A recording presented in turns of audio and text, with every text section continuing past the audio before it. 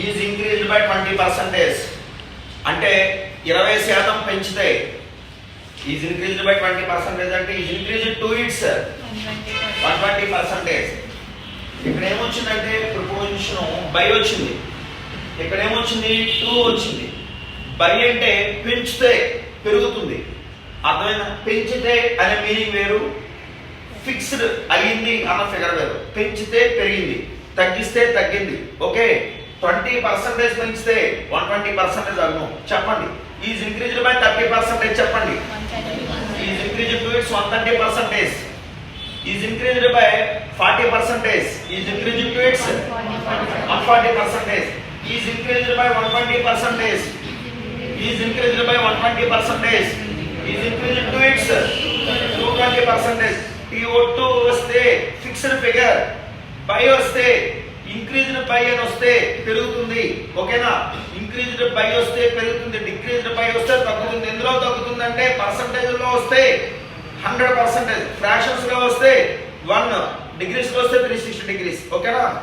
చూడండి, increased by 20%, 120%. Is increased to it's 220%. చెప్పండి. Is increased by 300%.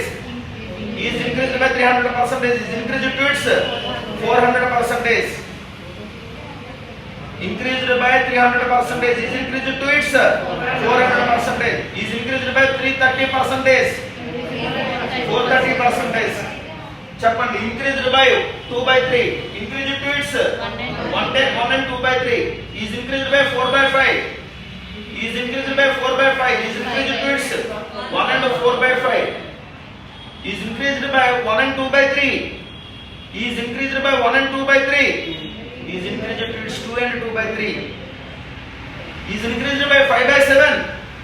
is increased to its 1 by 1 and 5 by 7. Okay, so 2 by 3 పెంచితే 1 and 2 by 3 అదును పైకి వచ్చే arrow marks increased by.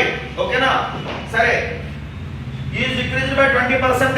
is decreased to its is decreased by 30%. 70%. is decreased by 40%.